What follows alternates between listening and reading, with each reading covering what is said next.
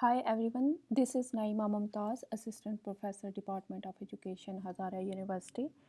This is week 4, and today we are going to talk about our next topic, which is related to our previous lecture from Unit 2, Approaches to Addressing Diversity Issues.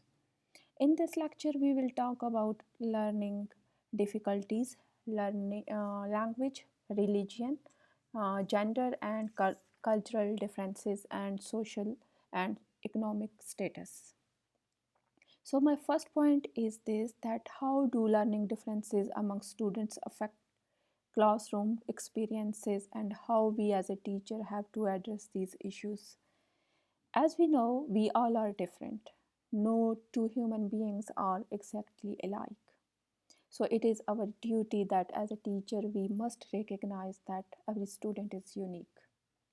Differences among our students can be small or large, and these small and large differences are called learning difficulties or disabilities.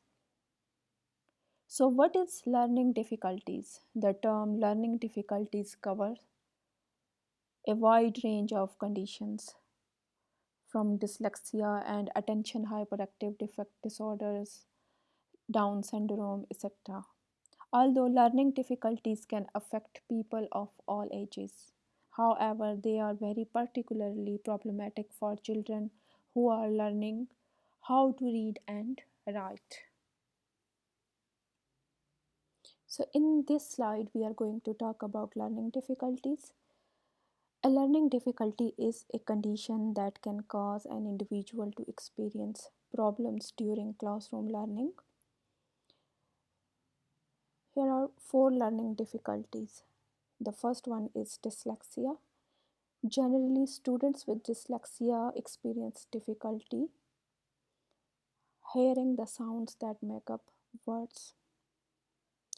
And number 2 is ADD and ADHD disorders. ADD stands for Attention Defect Disorder, and ADHD stands for Attention Defect Hyperactive Disorders issues. So, individuals who struggle with attention issues may go unnoticed in the classroom, particularly when they lack the hyperactive aspects. And in attention defect hyperactive disorders, they are not necessarily troublemakers and may simply perform poorly as they are not able to concentrate on the lesson or keep their attention focused on the task at hand. And number 3 is slow processing. And slow processing students trouble with reading comprehension, timed classroom activities. For example, slow processing students or people with slow processing issues may need more time to understand something than their peers. Then they can have trouble with reading comprehension and getting started on task, and often struggle to complete assessment and other timed classroom activities. And the other one is dyspraxia and dysgraphia. So the first one is dyspraxia. Dyspraxia is a coordination disorder that impact on the fine motors and can make it hard for the people or students to hold a pen or pencil in order to write by hand. And dysgraphia refers to handwriting difficulties that also make writing painful and results in messy writing or written assignments, similar to the work produced by kids with ADHD. Cultural diversity. So in this slide we are going to talk about cultural diversity, but before going to discuss cultural diversity, I want to discuss what is culture. So culture is the framework around which we build our identity. For example, it influences how we engage with the world, the perspectives we take, and the expectation we have. Every one of us has a culture, and most of us have identities built from multiple cultures. When discussing culture diversity in the classroom, we tend to look at cultural differences as a teacher. We, our goal as an educator or a teacher is to ensure that we don't neglect a major aspect of a student's identity. What kind of cultural diversity are common in classroom?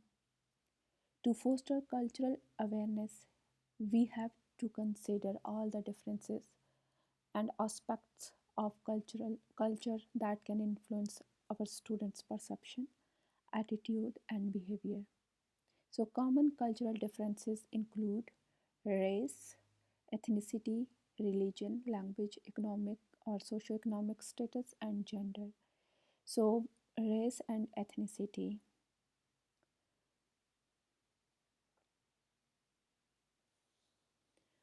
Teachers, as a teachers, we should create multiple or multicultural and anti-bias learning environment in our classroom. Ethnic differences appear in all groups and can persist for generations. Understanding these differences can help you or your students to accommodate their interests and outlooks in their class and society. Religion.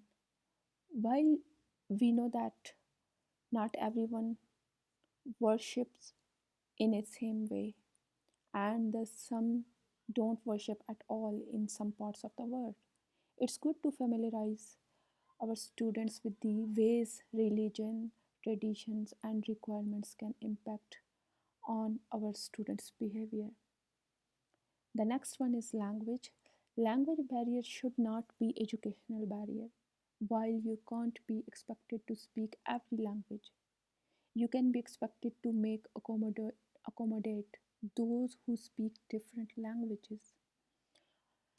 And the next one is economic or socioeconomic status. The economic situation of a student's family can greatly impact his or her learning. As a teacher, you should be aware of how economic pressure can lead to classroom stress, as well as to issues with finding time and a place to study.